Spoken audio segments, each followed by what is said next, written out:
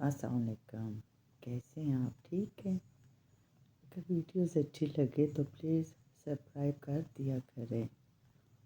Likes اور subscribe کرنے میں آپ لوگ بڑی کنجوسی سے کام لیتے ہیں۔ اچھا، مجھے پتہ چلتا رہتا ہے۔ بہرحال آج تھوڑا سا عدم تحفظ کے بارے میں بات کرتے ہیں نا، جس کا ہمیں شدید احساس ہے۔ دیکھو، ہم سب محفوظ رہنا چاہتے ہیں، ہر وقت اپنے بچاؤ کے، اپنی بقا کے نئے آئیڈیاز کھوجتے ہیں، اس میں مصروف رہتے ہیں۔ ہمارے نفس کی یہ بہت بڑی خصلت ہے۔ ٹھیک بات ہے نا؟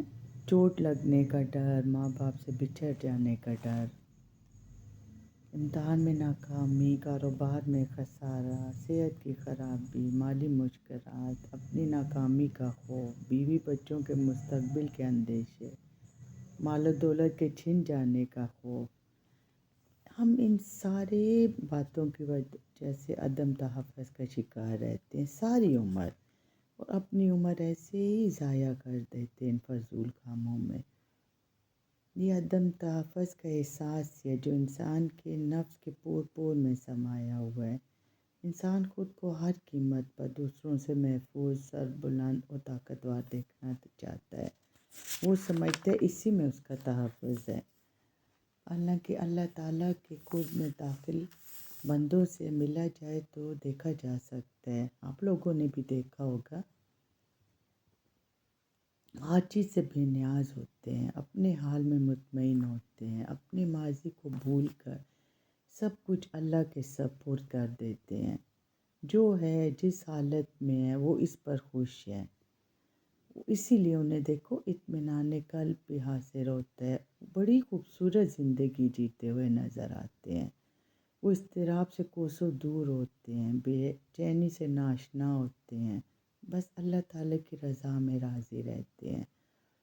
انہیں لوگ بھی کہتے کہ یہ سادہ لوگ ہیں، نہیں، وہ سادہ لوگ نہیں ہوتے۔ یہی اصل میں اللہ تعالیٰ کے پیارے بندے ہوتے ہیں، جو ہر کسی کو سمجھ نہیں آتے۔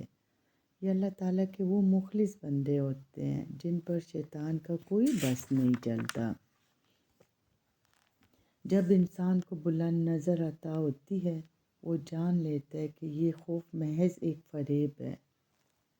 ٹھیک ہے، خود کو دوسروں سے بلند کرنے کی خواہش اس کے نفس کی ڈیمانڈ ہے، پاگل پن ہے۔ پھر آہستہ آہستہ اس کے نفس میں اعتدال کا ظہور ہوتا ہے۔ یہ بات درست ہے کہ سب کو دولت چاہیے، مگر سوال یہ ہے کہ کتنی؟ اس دولت کی کوئی حد بھی تو ہونی چاہیے نا۔ ہمیں تو بے حساب دولت چاہیے۔ کیا اس دولت کے لیے خود کو بے پناہ مشقت کی بھٹی میں جھونک دینا چاہیے، یا اعتدال پر رہتے ہوئے مناسب بندوبست پر رک جانا چاہیے؟